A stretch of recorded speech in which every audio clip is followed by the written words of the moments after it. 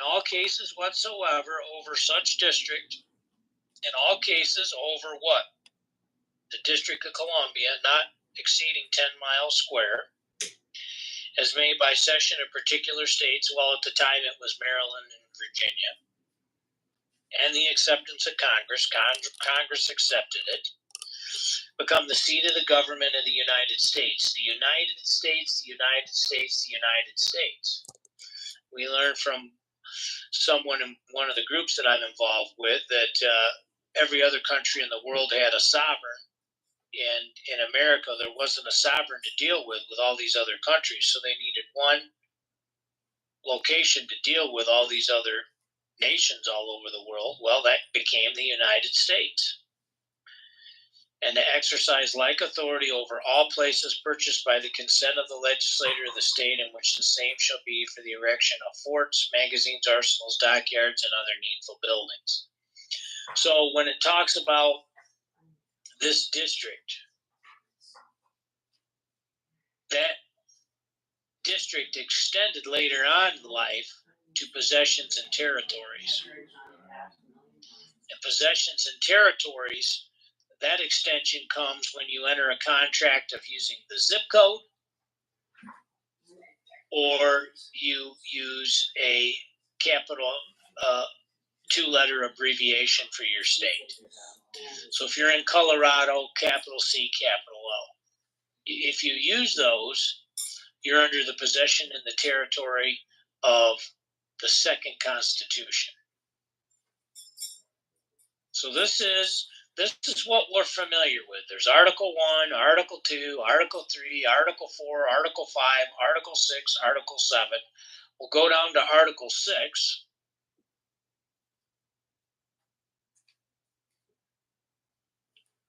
Further on down, there's Article 3, 4, 5, 6. Let's look at Article 6. All debts contracted and engagements entered into before the adoption of this Constitution shall be as valid against the United States under this Constitution as under the Confederation. So here's the chain of authority. At the top, we have the Articles of Confederation. Underneath that is the Constitution for the United States of America. This document right here, which is right before the comma in Confederation. What is last is the United States. So when it says in Section 1, valid against the United States, in Article 6, Section 1, it says, valid against the United States under this Constitution as under the Confederation. So the top is the Confederation, the Articles of Confederation. Next is the Constitution for the United States of America, this document. The United States is under that. So the United States is down below. So let's look at Article 6, Clause 2. This Constitution for the United States of America and the laws of the United States, two different jurisdictions, which shall be made in pursuance thereof, and all treaties made or which shall be made under the authority of the United States, shall be the supreme law of the land. Well, what does that mean? They have to follow the Declaration of Independence. They have to follow the Articles of Confederation. They have to follow the Northwest Ordinance. They have to follow the Constitution for the United States of America. They just can't follow this United States. They have to follow America's governing documents. And the judges in every state shall be bound thereby. And then it says anything in the Constitution, which is the Constitution for the United States of America, 1787, 1789, Bill of Articles 1791, or laws of any state to the contrary notwithstanding. So what that means is laws in the state that go against what's in this original Constitution for the United States of America have no standing. So let's go up a little bit to Article 5. It says, Article 5 talks about when 2/3 of houses deem it necessary, we can propose amendments to the Constitution. Well, guess what? That's how the Bill of Articles came into being, through Article 5. So then let's go down to Article 7. And then it talks about ratification of the conventions of the states. And then that started in 1787, and then that was fulfilled in 1789. Final ratification, September 17th. And then 1791, the first 10 of the Bill of Articles, December 15th, were finally ratified. So here's all the people at the bottom that authorized this document. And is there any questions about what the Constitution for the United States of America is?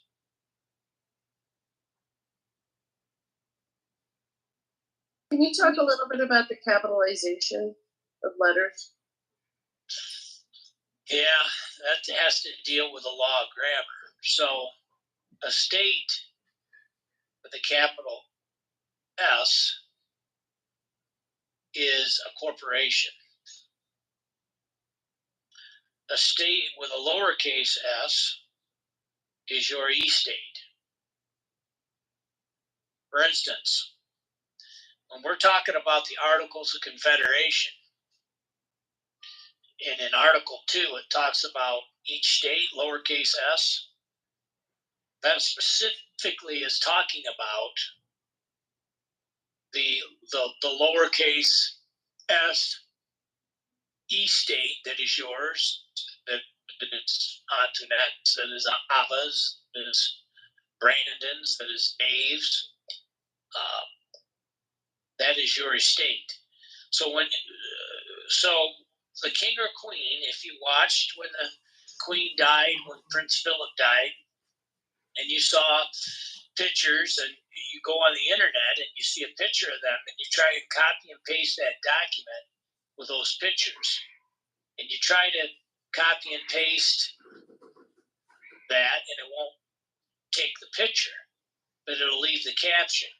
And when it mentions Prince Philip or Queen Elizabeth, it'll be in all lowercase letters.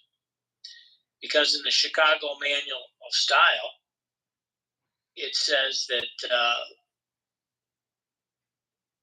all the right, title, interest, power of a man or woman in their sovereign private capacity, that's lowercase. And then semi-private, for instance, on the certificate of live birth that I have, it's upper and lowercase letters. The first letter of each first, middle, last of the appellation are capitalized, semi-private. Then what the government likes to do is they like to make things in all capital letters, which is a fiction, it's a corporation. So whenever you see John Henry Smith, Jane, Suzanne Doe in all capital letters, that's a fiction created by the government, because the government is a fiction, and the fiction has to deal with fiction, like has to deal with life.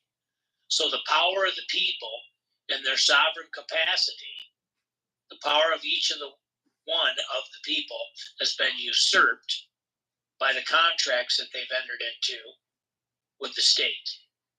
When you get a license, when you fill out a form, in essence what you do via ignorance, via not having knowledge, is you contract with the state to be under the state's power, jurisdiction, and authority. Thank you, Andrew. Does anybody else have any questions so far?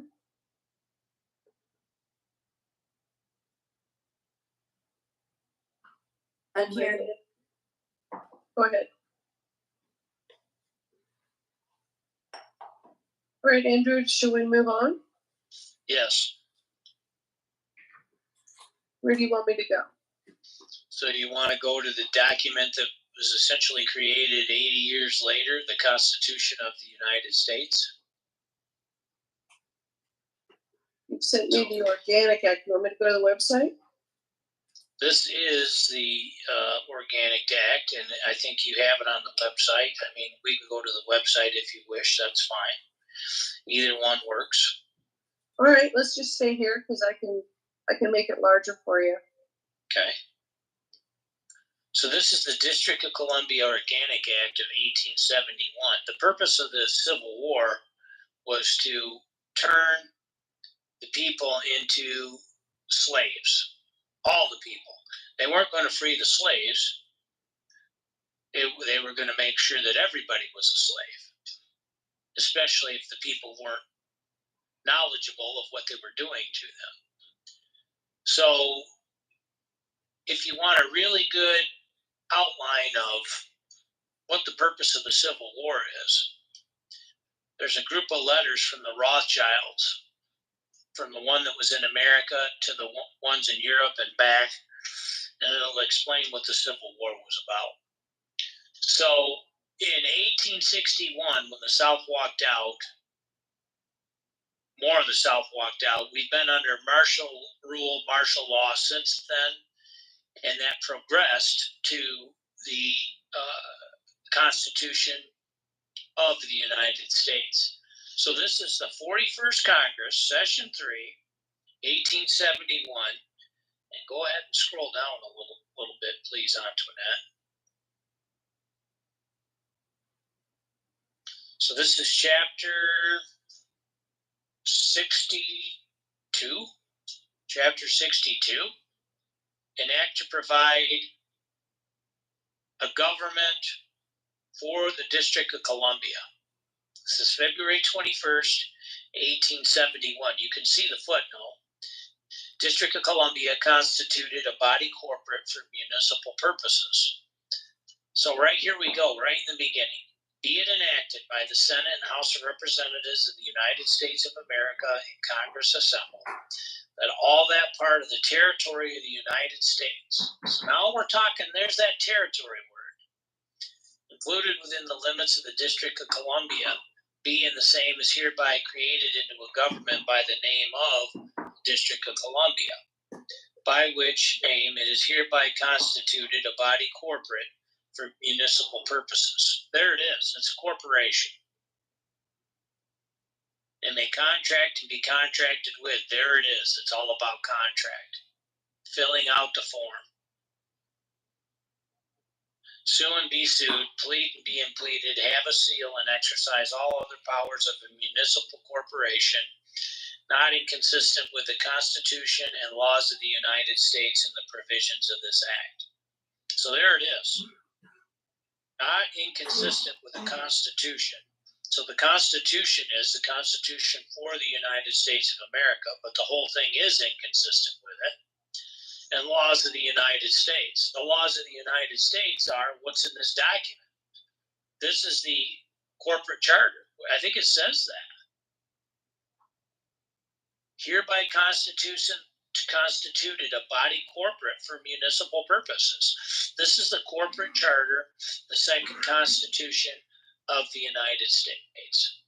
So right there in Section 2, be it further enacted that the executive power and authority in and over said District of Columbia shall be vested in a government. Governor who shall be appointed by the President by and with the advice and consent of the Senate, who shall hold his office for 4 years. Now we've got a governor in D.C. And the governor's a citizen. I mean, here it is. Read Section 3. Every bill which shall have passed the Council and House of Delegates shall, before it becomes a law, be presented to the governor of the District of Columbia. I mean, there it is. It's a mess. We were contracted into a mess. The American people didn't know it. And if you want to know why we're under some of the stuff we're under today. Read this document, go through this document. Let's go to the last page of this document, Antoinette.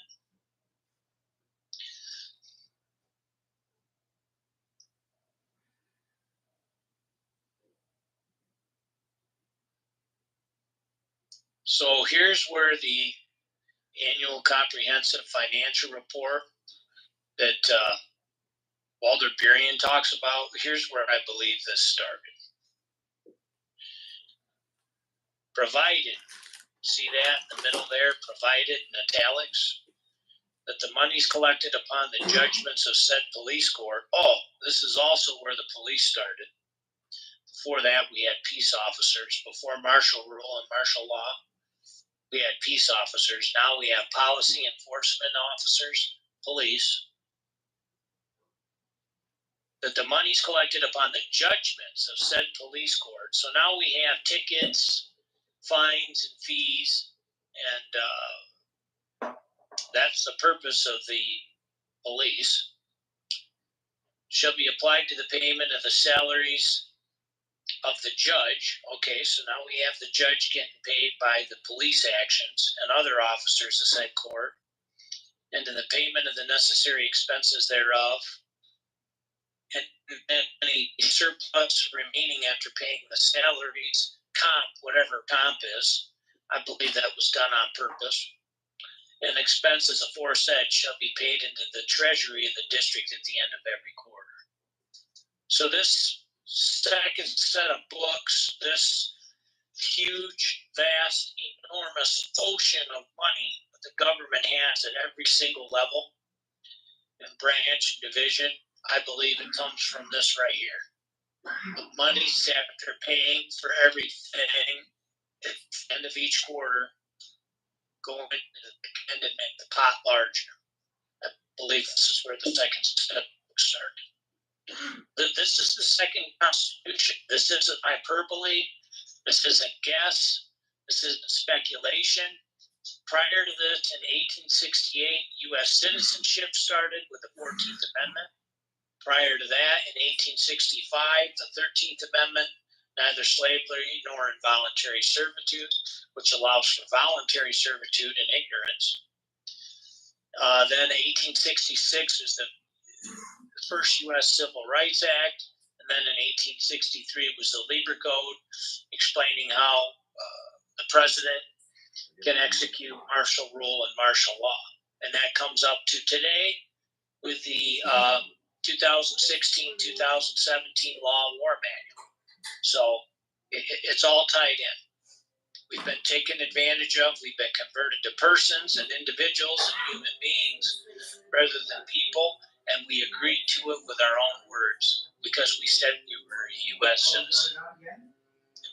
Then we're instantly converted into a person and an individual. Yes, you may, I yield.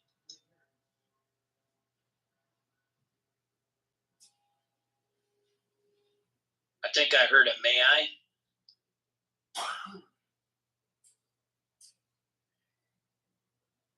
Can they unmute, Mary? Are people muted?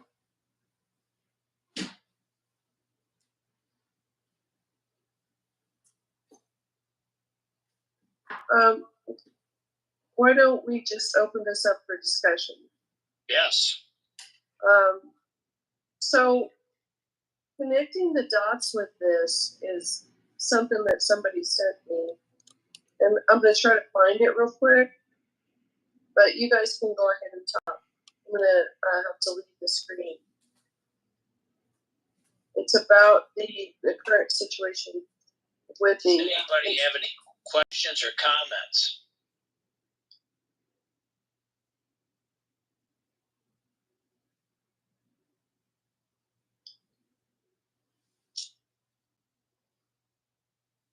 How does this affect all of us?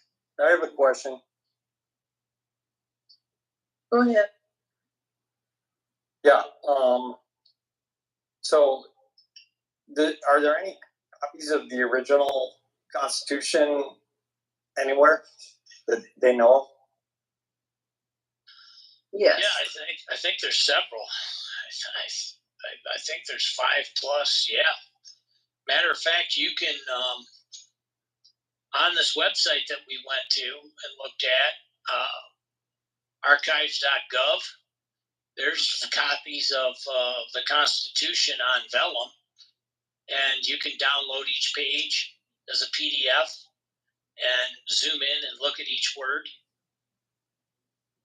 Yes.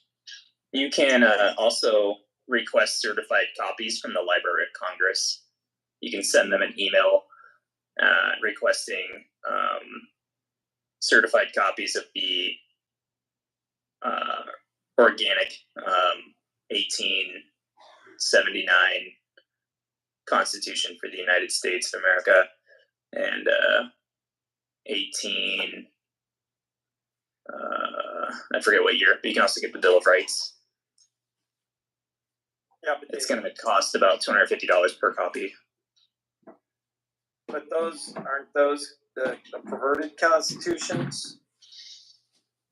The Constitution for the United States of America was first written in 1787. The ratification was 1789. And the Bill of Articles was 1790. And so we do have a copy. So you're saying there's the capacity to view those. They allow us to view those. Yeah, like if you went to the Library of Congress, I'm sure you could do that. And each state has a state library. So Michigan has a Michigan library, and it's called the Michigan Library, and they have archives. So I'm sure there would be an official access electronically to an official copy. And I would hope that each of those libraries would have a notary where you can have the notary attest to this is a certified true and correct copy. But you have to know what you're looking for. The Declaration of Independence, somebody had made in stone because the original was fading. They didn't do that with the Constitution for the United States of America, the Articles of Confederation, or the Northwest Ordinance. So when you read those original documents, they're harder to see. And it's very hard to find a transcript of the Articles of Confederation that are correct with the correct upper and lowercase letters. And that's done on purpose. Yeah. Now the original Constitution, it also mentioned, didn't it have, was it a 13th Amendment that basically said that titles of nobility, people who had those were not allowed to be in the government? Correct. In Michigan, we have we have the territorial laws of Michigan, which were from 1805 until 1837, when Michigan became a state. And in the 1833 territorial laws of Michigan and 1827 territorial laws of Michigan, right at the beginning of the book, it says by the authority and power of Congress and all of that, the judges, they all back it. And then in the beginning of each of those books, you have a copy of the Declaration of Independence, the Northwest Ordinance, no, not the Northwest Ordinance. I think it's the Declaration of Independence, and then the Constitution, and then with the Bill of Articles that follow, both of the 1827 and the 1833 territorial laws of Michigan have the original 13th article, which is what you said. No titles of nobility. It's right in. So what you're saying is, someone could go to the Michigan Library and find that, or the U of M Law Library, and you'd want to get a certified true and correct copy of that. Because what you're speaking of, when there's no ex post facto law, if that happened and they recognize it, then that means it's real. But you have to get a certified true and correct copy of same. Who's speaking? This is Dave. Okay, Dave. Why? Okay, nice to meet you, Dave. Yes, thank you. Yeah, it's kind of, for me, a lot of this right now is, of course, as much education as possible. I started a common law assembly here. Unfortunately, our numbers have dwindled a little bit, but we're just hanging in there to learn as much as we can. We'd like to put our grand juries in place, but I guess the conclusion I've come up with is it's basically educating people, and then because you really need the numbers, because these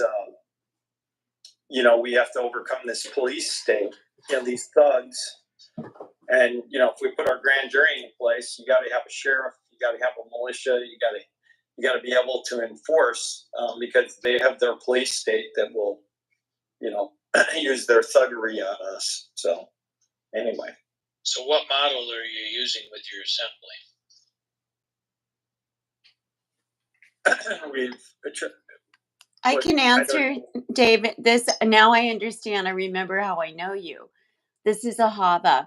I was the one who brought the Jural Assembly to Hawaii because I had been studying long time ago Anna von Reitz. And then I one night thought I was getting on a call of hers, and I ended up on a National Assembly call with Andrew, who you're speaking with right now, and a gentleman named Darren and a woman named Cheryl. And they literally held my hand to get the state assembly started here in Hawaii, so that he's very aware of everything we've gone through. And Mary was, of course, she's on the line here too. Destry, I've been in contact with Destry, and we're working along with a lot of input from him. Yeah. Well, I think we kind of you were both victims of when Kalini got into office, and we trusted her, and she split the group in half. So that's another story, but we'll talk about that another time. Let's let Andrew get back to the point that we're talking about today. Okay. So you wanted to show us something, Antoinette? Yeah, let me see if it came. I mean, it's just something kind of current, but it might really help to demonstrate what's going on there. See if I can make this any bigger. And I mean, talking about education, I'm finding that you have to explain to people why they want to know this stuff. I'm going to have to download it in order to get better control of it, but it's basically HR 177, and it states,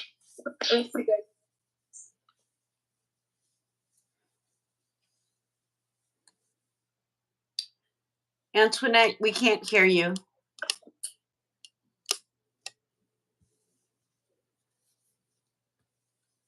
I think she lost her volume. Now? We can now. Okay, sorry about that. To provide an earned path to citizenship, to address the root causes of migration and responsibly manage the southern border, and to reform the immigration visa system, and for other purposes. So this was done in February of 2021. And, it was basically how the corporation, the House of Representatives, decide what's going on here. So that is just a demonstration to people that are kind of new to this, that, this is how it's not some ambiguous thing that happens that people are just crossing the border. I mean, this is what they did. I mean, this is something that they put into the corporation. They voted on it. And then they organized it, and then they paid the people to show up, and they fed them really good. They treat them better than the regular people who've been paying into the system our entire lives. Right. So they're building the system. They're building the corporation. And the more people that understand that this is unlawful, the better. And we can start saying something about it. We can point out in the Constitution where this is not something that we're agreeing to. And with regard to education, sometimes you just have to spell that out. And because people have to start to kind of wrap their head around what's really going on. And if they've been told something different their whole lives in every way, they're either going to think conspiracy theory or, these people don't know what they're talking about. Who are they anyway? So we point out, if you think something's wrong with this situation, here's why. And here's what it is. So that's all I wanted to contribute. And if there's any more you want me to pull up for you, Andrew, let me know. I'll go back to the site. Okay. Yeah, we'll try to get a link to be able to purchase or get somehow the original Constitution. It's not an easy thing to find, but I think it's available right where we were. Just pull that link up. Pull that link up where we were at the Constitution for the United States of America. And I'll tell, this is this one. So that's the other link. Okay. This is it. This is it. Go up to the top. Mm-hmm.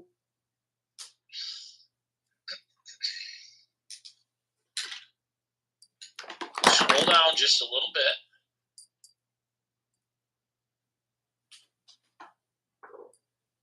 Keep going a little bit further. Where's that thing on the right? Right there on the right. There it is. All 4 pages of the document are on permanent display. Click on it, Antoinette, the magnifying glass there.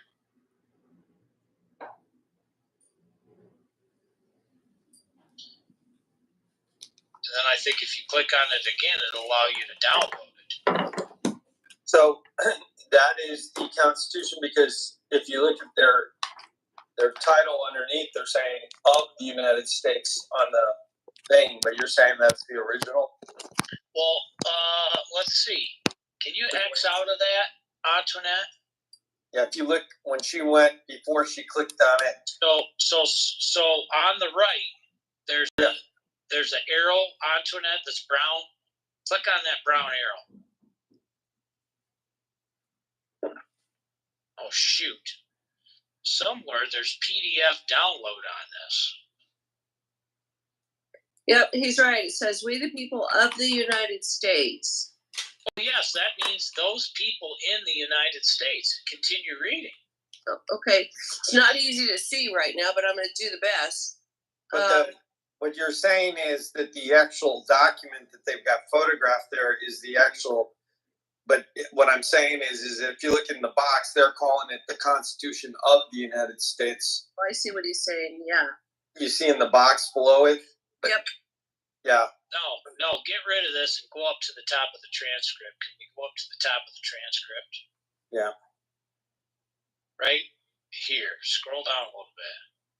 We the people of the United States. Yeah, that's the crooked bastards in the District of Columbia.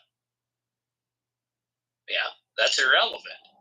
Because it says, in order to form a more perfect union, establish justice, ensure domestic tranquility, provide for the common defense, promote the general welfare, and secure the blessings of liberty to ourselves and our posterity, do ordain and establish this Constitution for what? The United States of America. So you're reading that from the copy, the photo image of the document, is that correct? Yes, and I don't understand why it's not allowing you on this document. Hang on a minute, to download that, because you were always able to download that. Hang on a minute. Yeah, I did download it at one time, remember? Yes, I do.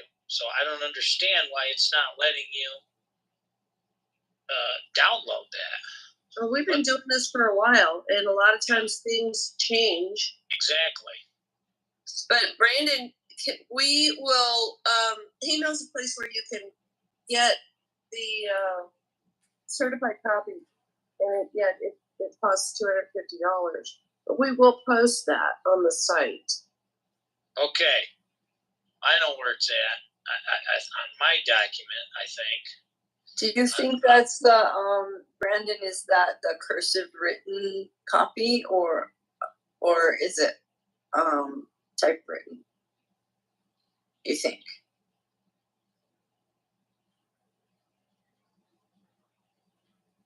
The $250 fee to get a copy. Let me go Back find up. it. Go back up to the top of that, Antoinette. Somewhere on this page, there should be a thing. No, there should be a thing to download a PDF of this.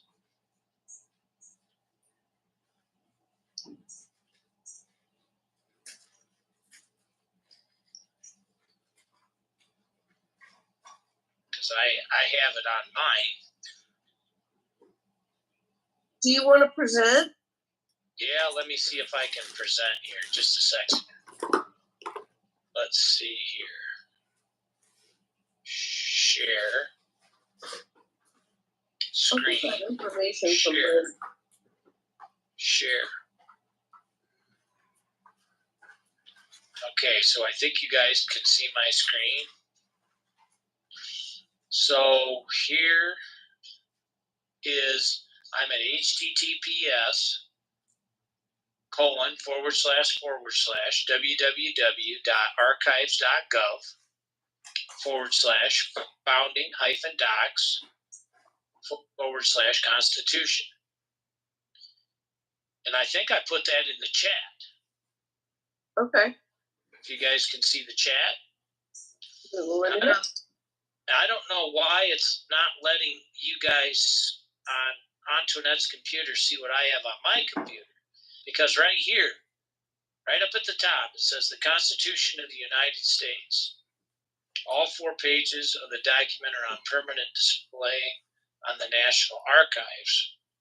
So I go up here. If I click this download arrow, see what happens. There it's completed. And let me click on it and see what happens. See, there's page 1. So let's hide this. Let's pull this down. We the people of the, let's make it bigger. We the people of the United States, look here at the bottom of that opening paragraph. Establish this Constitution for the United States of America. So when the system, when the attorneys call this the Constitution of the United States, they're doing that to deceive the people. They're doing this to deceive the people. They're doing that to deceive the people. We're not in the United States. I don't care if those people in the United States did that document. That's irrelevant. I'm one of the people in one of the 50 sovereign states of the Republic. Yeah, that was those guys in D.C. Fine, who cares? But this is a Constitution for the United States of America. It took us a while to find that. When you look at the article, when you look at the Declaration of Independence, the United States of America is a lowercase u. States is the same. When you look at the Articles of Confederation, the T for the is capitalized. And the U is capitalized, and the S is capitalized, and the A is capitalized. But when you look at, go ahead. Does it have the 13th in there that talks about nobility? No, that didn't come until like 1810, 1812. The purpose of the War of 1812 was to get rid of that 13th Amendment. England came over here, they wanted to get rid of that. They were going to burn down the Library of Congress and the White House. There were fires. The goal was to burn those down, burn up those documents that had the original 13th Amendment, because every other country in the world has a caste system. It's top down, and there's layers and levels. America overturned the whole thing, and the people were in charge. And we had sound money, gold and silver. There's no inflation, deflation, stagflation, depression, none of that. It was growth, growth, growth, growth, growth, growth. And the price of a farm stayed the same for hundreds of years. $2,000, $2,500, $5,000 was expensive. You went to work for a week and a half to pay for a year's worth of necessities. Inflation is theft. Consumer price index last year was 7 or 8%. If inflation's 2% or 5%, unless you're gaining every year more with what's coming in to you, you're losing. It's theft. If it's 2% a year in 10 years, you've lost 20%. I want to explain this with somewhere on this, there should be, you can download every page of this document. And when you zoom it in, you can see how clear it is. We'll find a place where you can do that. Another thing I wanted to show you is Federal Rules of Civil Procedure 38A and what it says. And I'll prove to you that this is the game that the system plays to deceive and trick people about the title of something.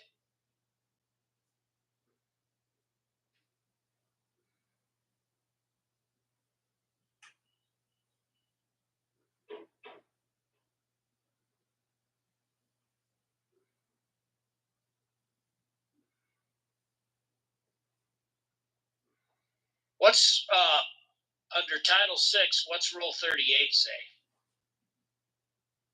Rights to a jury trial. Repeat that, please. Rights to a jury trial. Let's see what it says.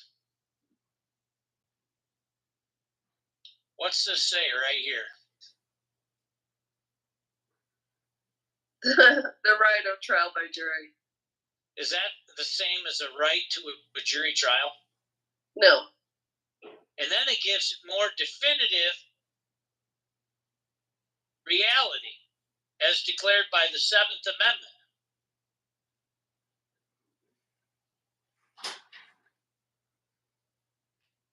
To the Constitution. Well, which one?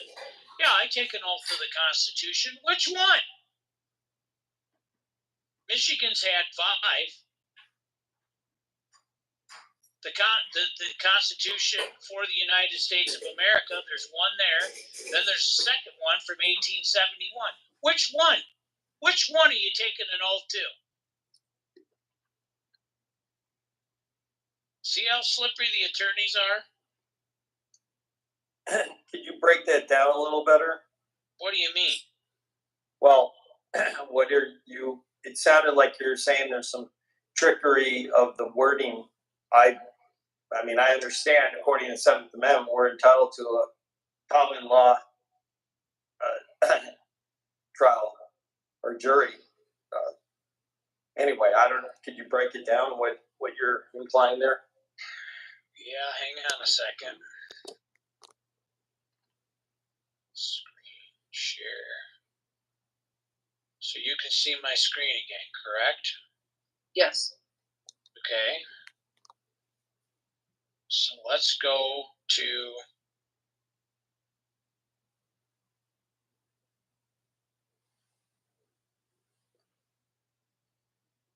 Bill of Rights.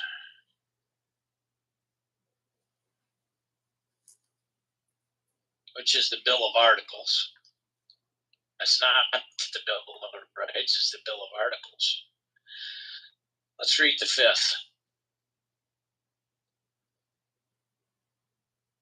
So here you have a right to a grand jury.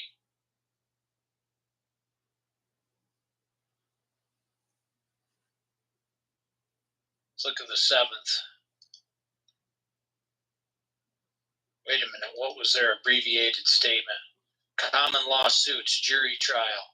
Common lawsuits, jury trial. Common lawsuits, jury trial. You see this? Let's see if it says jury trial. I bet it doesn't. 7th Amendment, let's see here. In suits of common law where the value in controversy shall exceed $20, the right of what? Trial by jury. Read it again, please. Trial by jury. Shall be preserved. Do you see the snakes that these people are? They're snakes. Absolutely. They're Pharisees, they're Sadducees, they're snakes. Well, in the Bible, it says they worship Satan. These people are, let's call them what they are, you guys.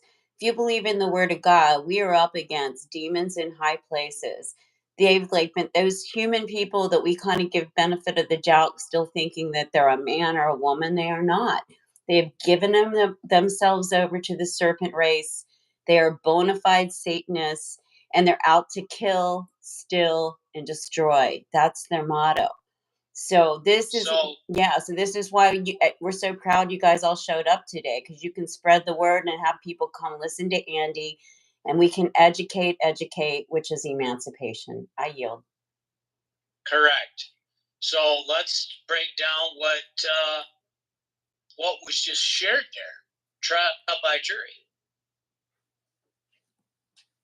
Well, in the state constitutions, I know we were dealing with that in California, and we pointed out that, the trial by jury, I think we looked at the California state constitution, right? And it had it right there in their constitution, trial by jury and jury by trial in the same sentence. So let me kind of break this down. What basically a trial by a jury would mean that the jury would be the one that would be holding the trial, and the other way around, a jury trial is different. That's where you have members of the British Accreditation Registry running the operation and saying, well, we have a jury here, as opposed to a trial by jury. In other words, the jury is the one that runs the trial, not the British Accreditation Registry. Is that not correct? That's a great explanation. That's absolutely right. Men and women with jury nullification have the ability to determine if they like the law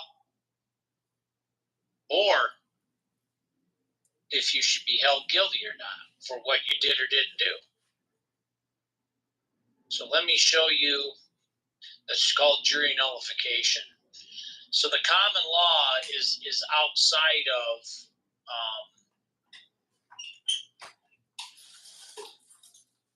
the common law is outside of the purview of the system. The system, they can control everything. They control the prostituting attorney. They control the judge. They control everything. A trial by jury doesn't have that. So let's get to the Bill of Rights here. So what, we have somebody's opinion here? This is all, I guess, opinion. I'm looking for 1 through 27.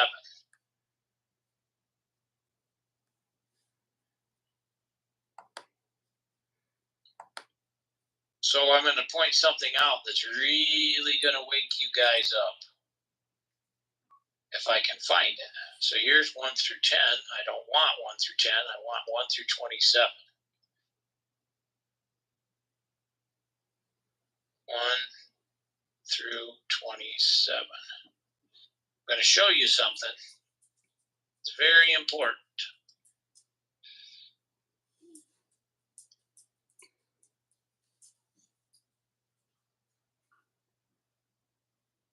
First Amendment, the Second Amendment. Okay, let's get down to the 10th, 11th. See here where it says the judicial power. Is that J capitalized? Is that P lowercase? Let's go to the Constitution for the United States of America, Article 3. Is that J capitalized?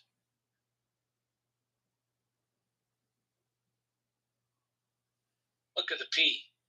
Exact opposite. Exactly. See this? Yep. Capital J, lowercase p. So it's talking about. Lowercase j, capital P. Go ahead. No, you're correct. It's pointing out the corporate power. The corporate system is capitalizing the J, talking about a corporate judicial. Anyway, I'll shut up. Absolutely correct. Here in Article 3, remember the Constitution for the United States of America was written in 1787. It wasn't ratified until 1789. So the judicial power, and then the Bill of Articles 1791. The judicial power of the United States, this is the power of the people right here, shall be vested in one Supreme Court. Is one and supreme upper or lowercase letters? Lowercase, that is the people's court. So here's your common law people's court right here, folks. One Supreme Court. That's not the Supreme Court with 9 justices. This is your one Supreme Court. And it's such inferior courts, inferior courts, inferior courts, inferior courts, inferior courts, inferior courts, as the Congress may from time to time ordain and establish.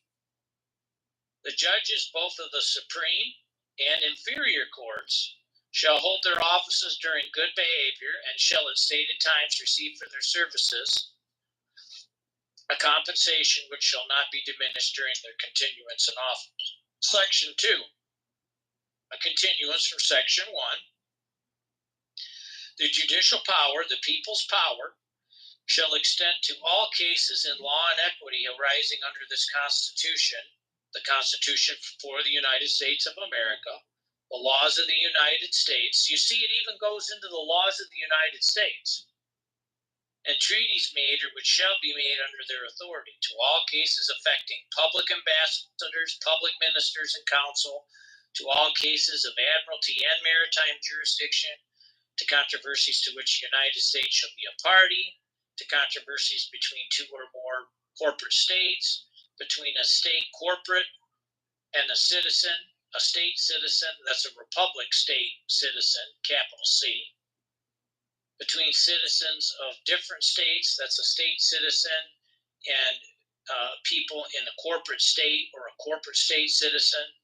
Between citizens of the same state, that's a republic state, under a corporation claiming land. So now we're talking land patents. And under grants of different corporate states, and between a state corporation or the citizens or republic, one of the people in the republic, and foreign state citizens or subjects. So what they did here, they saw what was going to go on, and the people were going to have all this power under the common law, trial by jury, because they were getting screwed over by the King of England, hauled out to sea, hauled back to England. So the people here in America were going to have all the power. And in each of the state constitutions, it says right in the beginning, all political power is inherent in the people. So now we go to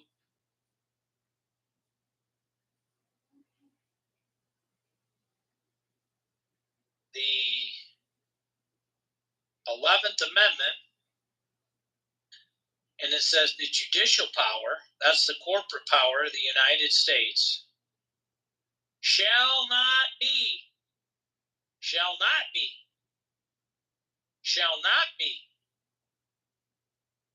the United States power. cannot extend to any suit in law or equity. Doesn't happen. Commenced or prosecuted against one of the United States. That's D.C. by citizens of another state or by citizens or subjects of any foreign state. So they can't come against we the people. And they can't go into law or equity. There's the proof. People don't know what this means because we've never studied it. We've never been taught it. We don't comprehend the law and grammar. Read Federalist Paper